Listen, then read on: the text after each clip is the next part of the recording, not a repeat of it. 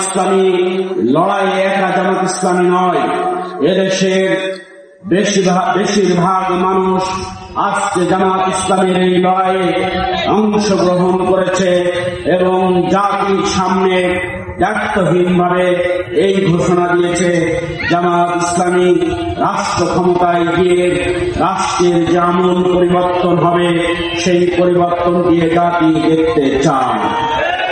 প্রিয় ভাইরা, দীর্ঘ 54 বছরে আমরা বিভিন্ন শাসন ব্যবস্থা দেখেছি, গণতন্ত্রের নামে বাকশাল কায়েম আমরা দেখেছি, ডিজিটাল বাংলা সব জায়গায় তারা দেশটাকে চুষে চুড়ে তারা খেতে যায়।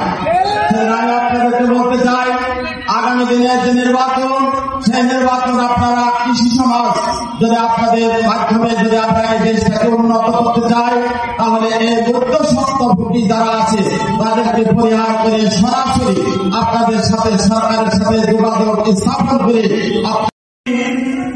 পেশায় পরিণত করা হয়েছে। আজকে যারা কৃষির কাজের সাথে জড়িত তাদেরকে সার নেওয়ার জন্য ধর্ণা দিতে হয় ডিলারের কাছে যে আমি গাছ কিনবো, আমি ফসল ফলাবো, আমি জাতীয় অর্থনীতিতে আমি ভূমিকা রাখবো, অথচ আমার সার কেনার জন্য ডিলারের পিছনে পিছনে ঘুরতে হবে। এই মেকানিজম বাংলাদেশের কৃষি সমাজ চাই না। বাংলাদেশের কৃষি এবং এই কৃষিকাজের সাথে যারা জড়িত সবাই বলে আমি সম্মানিত কৃষক ভাইরা আমার, আপনার সকলে অবগত আছেন বাংলাদেশ জামাত ইসলামী। আমি যে কথাটা বলতে চাই, জামাত ইসলামী বাংলাদেশ আল্লাহর জমিনে আল্লাহর দ্বীন কায়েমের মাধ্যমে শুধু কৃষকদের সহ সব থেকে যে খাত থেকে বেশি নেওয়া হয় এদেশের কৃষকের আপনার এগ্রিকালচার খাত, রেমিটেন্স খাত, এমনকি বিদেশে আমরা যে আমাদের গার্মেন্টস সেক্টরের থেকে যেটা আসে সেখানেও যারা কাজ করে।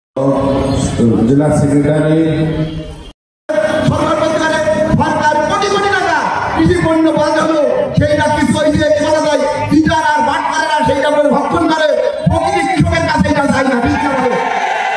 তাই আগামী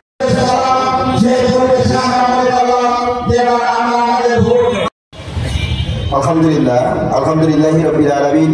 মহান আল্লাহ তাআলার দরবারে কোটি কোটি শুকর এই জন্য যে মহান মাবুদের অশেষ কৃপায় বাংলাদেশ জামাত ইসলামী দর্শনা থানা শাখা কর্তৃক আয়োজিত